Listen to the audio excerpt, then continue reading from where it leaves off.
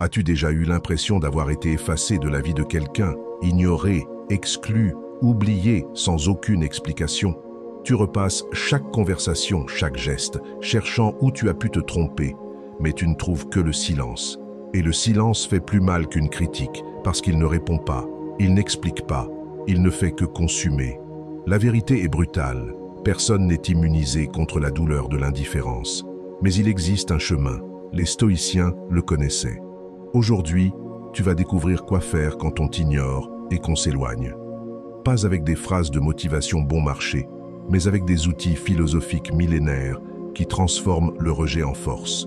Tu vas apprendre à resignifier le silence pour ne plus jamais en être prisonnier, à renforcer ton estime de toi-même quand personne ne valide qui tu es et à transformer la distance en croissance.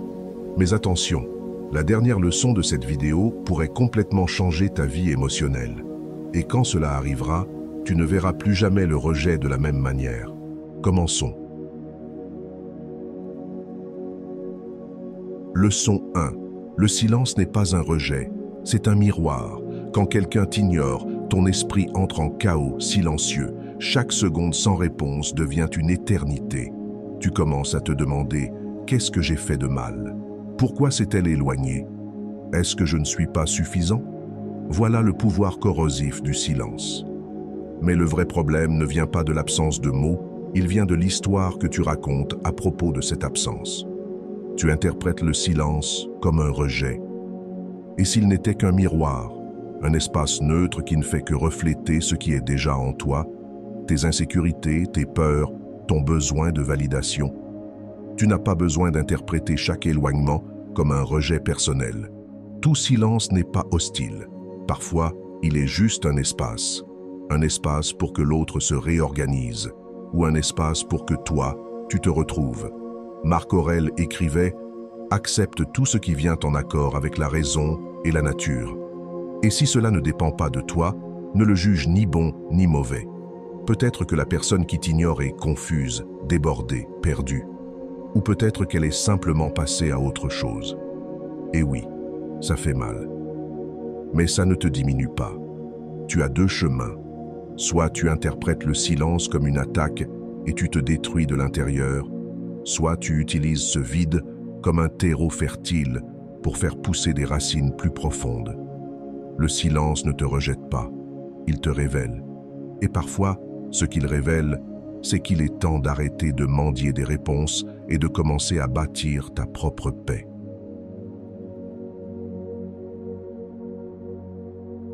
Leçon 2. Pratique le détachement émotionnel sans perdre ton humanité. As-tu déjà essayé de tenir quelque chose si fort que tu as fini par l'écraser? C'est ainsi que nous agissons avec les gens. Plus nous avons peur de perdre quelqu'un, plus nous l'étouffons. Plus nous voulons contrôler, plus nous devenons esclaves de l'attachement. Mais voici une vérité que peu osent affronter. L'attachement n'est pas de l'amour, c'est de la peur déguisée. Les stoïciens voyaient l'attachement comme un piège. Non pas parce qu'ils étaient froids ou indifférents, mais parce qu'ils savaient que tout ce que tu t'efforces de retenir échappe à ton contrôle. Épictète, qui a tout perdu à plusieurs reprises dans sa vie, disait « Ne souhaite pas que les choses se passent comme tu veux, souhaite qu'elles se passent comme elles doivent, et ta vie sera paisible. Tu peux donner le meilleur de toi dans une relation, être loyal, présent, sincère, et malgré cela, l'autre peut partir. Cela ne signifie pas que tu as échoué, cela signifie que la vie suit son cours. Et essayer de l'arrêter, c'est comme crier à la mer, d'arrêter de faire des vagues. Mais comment pratiquer le détachement sans devenir froid? Imagine tenir une poignée de sable. Si tu fermes la main trop fort, le sable s'échappe entre tes doigts. Mais si tu gardes la paume ouverte, le sable reste. L'amour, l'affection, la présence fonctionnent de la même manière. Plus tu veux contrôler, plus tu perds. Plus tu laisses l'autre libre, plus il ou elle a envie de rester. Se détacher, ce n'est pas abandonner. C'est permettre à la réalité d'être ce qu'elle est et trouver la paix malgré cela.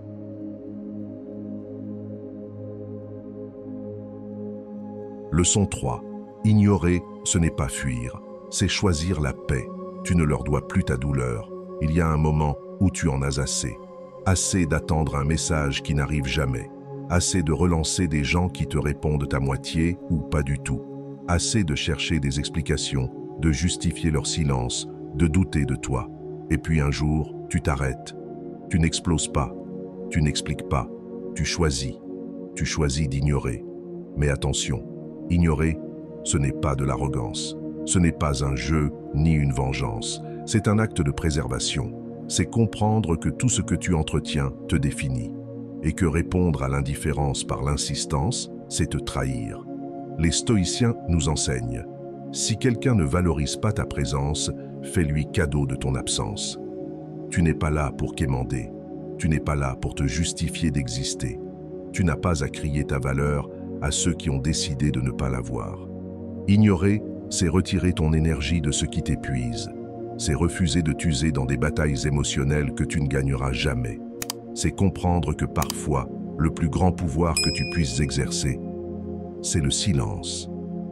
Parce qu'il est plus bruyant que toutes les explications. Parce qu'il coupe les ponts avec ce qui te tire vers le bas. Parce qu'il dit « Je n'ai plus besoin de cette validation ». Épictète disait « Ce qui trouble les hommes, ce ne sont pas les choses, mais le jugement qu'ils portent sur elles. » Alors change ton regard. Ne vois plus leur indifférence comme une punition, mais comme une libération. Ne vois plus leur absence comme un vide, mais comme un espace à remplir par toi. Ignorer, ce n'est pas fuir.